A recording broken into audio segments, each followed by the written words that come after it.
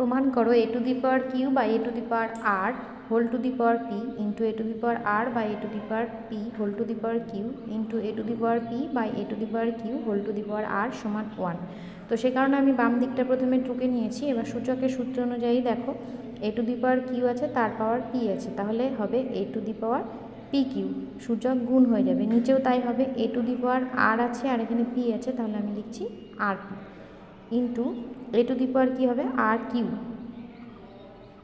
নিচে তাই হবে a to the power p আছে এখানে কিউ আছে, তাহলে হবে p কিউ ইন্টু এখানে হবে a to the power p আর r আছে, দেখো আমি এখানে আর পি লিখেছি, এখানেও আর পি লিখছি, কিউ আর পি আর লিখলেও কোনো অসুবিধা নেই, আর নিচে হবে a to the power q আর।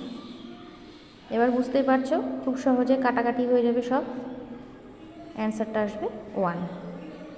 এই যে প্রমাণ হয়ে গেল, প্রুফড।